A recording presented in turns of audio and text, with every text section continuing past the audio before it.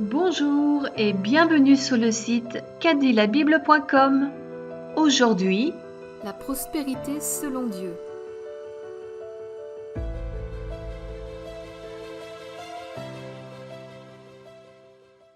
La première mention de prospérité dans la Bible va vous surprendre. Elle apparaît dans l'histoire de Joseph, un jeune cadet qui fut vendu par ses frères, jaloux de lui. Il se retrouva esclave d'un maître égyptien, loin de sa famille. Genèse 39, verset 2 dit « L'Éternel fut avec lui, et la prospérité l'accompagna. Il habitait dans la maison de son maître, l'Égyptien. » Alors, le mot « accompagna » en hébreu, référence Strong 1961, ça veut dire que la prospérité est devenue, elle exista, elle arriva. Elle arriva à ses côtés. Prospérité, référence Strong, en hébreu 67-43, ça veut dire se précipiter, avancer, prospérer, faire des progrès, réussir, être profitable. Donc la prospérité l'a accompagné comme une personne. En fait, Dieu l'accompagnait. Des commentateurs bibliques le traduisent ainsi « homme prospérant ». Mais quoi ?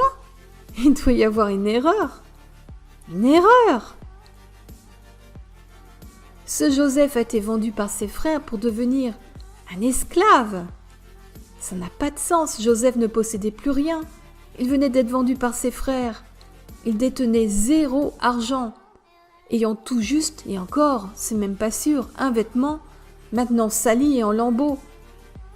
Il avait même perdu son identité.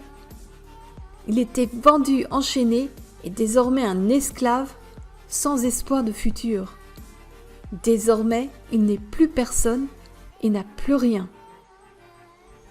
Plus rien. Mais rien. Et Dieu dit qu'il est un homme prospère. Un homme prospère. Pourquoi ? Regardez le verset un peu plus attentivement.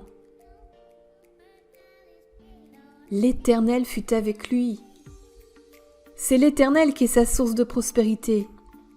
Mais alors, si Joseph, un esclave, était prospère, quelle est donc cette prospérité ? On a la réponse quelques versets plus bas. Genèse 39, verset 5 et le début du verset 6. Dès que Potiphar l'eut établi sur sa maison et sur tout ce qu'il possédait, l'Éternel bénit la maison de l'Égyptien à cause de Joseph, et la bénédiction de l'Éternel fut sur tout ce qui lui appartenait, soit à la maison, soit au champ. Il abandonna aux mains de Joseph tout ce qui lui appartenait. Il n'y avait avec lui d'autre soin que celui de prendre sa nourriture.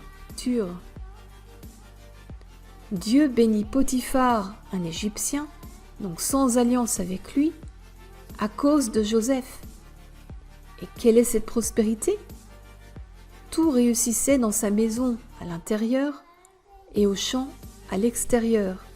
Et du coup, le maître n'avait qu'un seul besoin, celui de prendre soin de lui et de prendre sa nourriture. En gros, plus de soucis. Donc pour raccourcir l'histoire de Joseph, il fut jeté en prison sur de fausses accusations. Mais il en sortit du jour au lendemain pour devenir la personne la plus importante après Pharaon en Égypte.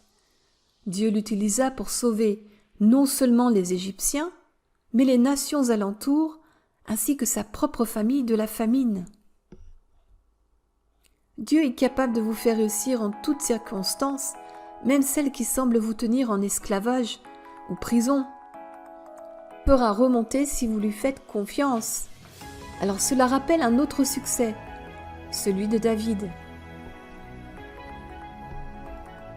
1 Samuel 18,14 dit « Il, donc David, réussissait dans toutes ses entreprises, et l'Éternel était avec lui. » Là encore, l'Éternel était avec lui. Du coup, il réussissait dans toutes ses entreprises. Josué appliquait le même principe. Il savait que Dieu était avec lui à cause de l'alliance.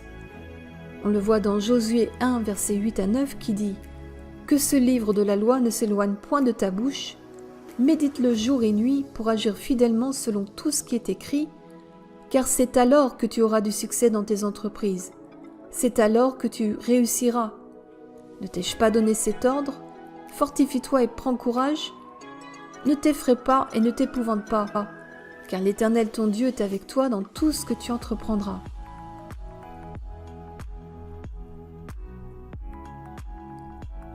Et toutes ces choses sont la clé du succès.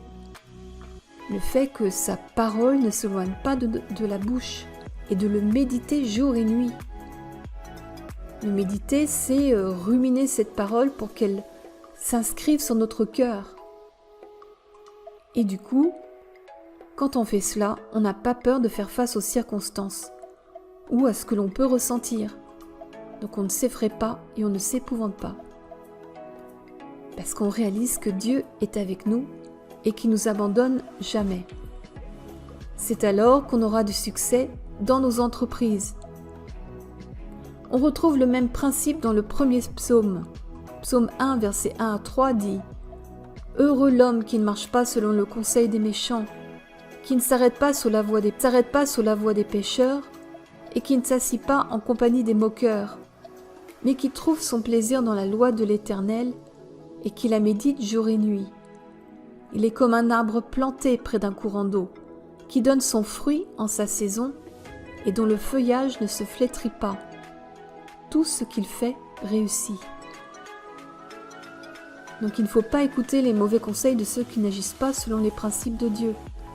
Il faut au contraire méditer la parole de Dieu. Alors on s'épanouit intérieurement, extérieurement, lorsque tout ce qu'on fait réussit. Avez-vous remarqué qu'il existe un sacrifice de prospérité?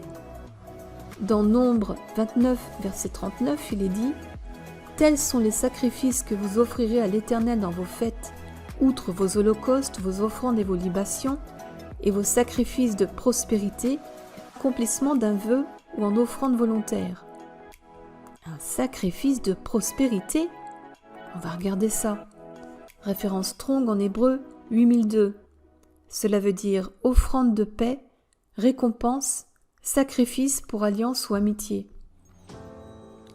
Donc cela vient du mot paix, shalom, référence Strong 7999 qui implique, donc pour résumer, être dans une alliance de paix, être en paix, être complet, c'est-à-dire ne manquer de rien, être saint, sans défaut, faire entièrement ou restaurer, faire une compensation, payer, rétribuer, récompenser, se réaliser pleinement, être payé de retour, être récompensé, mener à bonne fin. Comme l'agneau d'une alliance. C'est une alliance de paix, où Dieu veut qu'il n'y ait rien dans votre vie qui soit brisé. Il désire que rien ne manque dans aucun domaine de votre vie. Or Jésus est venu pour faire une alliance de paix entre Dieu et les hommes. Romains 5.1 Étant donc justifiés par la foi, nous avons la paix avec Dieu par notre Seigneur Jésus-Christ. Psaume 23, verset 1, cantique de David, « L'Éternel est mon berger, je ne manquerai de rien. » Pour ceux qui ne comprennent pas ce que veut dire « manquer », voici la signification du mot en hébreu. Référence Strong 2637, cela veut dire diminuer, manquer, des besoins, avoir des besoins, les choses sont inférieures, être privé, faire défaut, enlever. Et en fait, Dieu désire que rien ne vous fasse défaut. On le voit aussi dans la bénédiction d'Abraham. Genèse 12, versets 1 à 3 dit « L'Éternel dit à Abraham, donc c'est le nom qu'il avait avant l'alliance avec Dieu, « Va-t'en de ton pays, de ta patrie, de la maison de ton père, dans le pays que je te montrerai. Je ferai de toi une grande nation et je te bénirai. Je rendrai ton nom grand, et tu seras une source de bénédiction. Je bénirai ceux qui te béniront, et je maudirai ceux qui te maudiront, et toutes les familles de la terre seront bénies en toi. » Alors le mot « béni », référence Strong en hébreu 1288, cela veut dire s'agenouiller, être béni, être adoré, faire agenouiller, louer, saluer. maudire, outrager, donc ça c'est un autre... En fait, c'est dire des choses qui sont positives à quelqu'un pour que de bonnes choses arrivent dans la vie de quelqu'un. Donc Dieu bénit celui qui sait être humble. On voit la notion de s'agenouiller, adorer, que l'on s'humilie en s'agenouillant ou en se prosternant devant Dieu. Jacques 4, verset 6 dit « Il accorde au contraire une grâce plus excellente. C'est pourquoi l'Écriture dit « Dieu résiste aux orgueilleux, mais il fait grâce aux humbles. » Galates 3, versets 8 à 9 dit « Aussi l'Écriture, prévoyant que Dieu justifierait les païens par la foi, a d'avance annoncé cette bonne nouvelle à Abraham. Toutes les nations seront bénies en toi, de sorte que ceux qui croient sont bénis avec Abraham le croyant. » Galates 3, verset 10 dit « Car tous ceux qui s'attachent aux œuvres de la loi sont sous la malédiction, car il est écrit « Maudit est quiconque n'observe pas tout ce qui est écrit dans le livre de la loi et ne le met pas en pratique. » Donc on voit que ceux qui cherchent à plaire à Dieu par leurs propres efforts, c'est-à-dire les œuvres de la loi, ils sont sous une malédiction. Or, sous la loi, il existe aussi des bénédictions qui sont très détaillées dans Deutéronome 28, versets 1 à 12. Et par contre, les malédictions sont après, toujours dans le même chapitre 28, du verset 13 à 68. Donc on voit qu'il y a plus de malédictions que de bénédictions sous la loi. Donc c'est ce dont parle Galates 3.10 lorsqu'il dit « Tous ceux qui s'attachent aux œuvres de la loi sont sous la malédiction. » Jacques rappelle au chapitre 2, verset 10 que quiconque observe toute la loi mais pêche contre un seul commandement devient coupable de tous. Ça veut dire quoi? Que si on fait une seule transgression dans notre vie, et on l'a tous fait, et bien on tombe sous la malédiction de la loi. Mais la bonne nouvelle, dans Galates 3.13, il est dit que Christ nous a racheté la malédiction de la loi, étant devenu malédiction pour nous, car il est écrit « Maudit est quiconque est pendu au bois ». Ça veut dire quoi? Que Jésus a pris sur lui notre malédiction à la croix pour que ça ne tombe plus sur nous. Il nous a libérés de la malédiction de la loi. Donc si on n'a plus les malédictions, on a quoi? On a les bénédictions d'Abraham.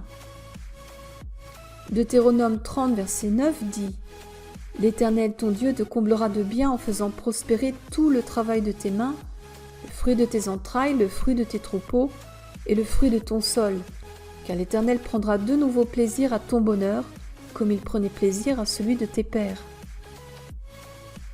Deutéronome 8, 18 dit « Souviens-toi de l'Éternel ton Dieu, car c'est lui qui te donnera de la force pour les acquérir, afin de confirmer comme il le fait aujourd'hui, son alliance qu'il a jurée à tes pères. » Donc lorsqu'on fait un pas, qu'on passe aux actes, pour faire quelque chose, eh bien Dieu est avec nous pour nous bénir ce que on est en train de faire.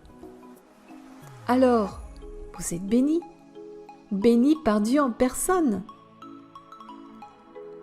Et cette bénédiction, c'est ça notre prospérité. Rappelez-vous, Dieu vous aime. Nous vous remercions pour votre écoute et nous espérons vous retrouver sur notre site cadilabible.com.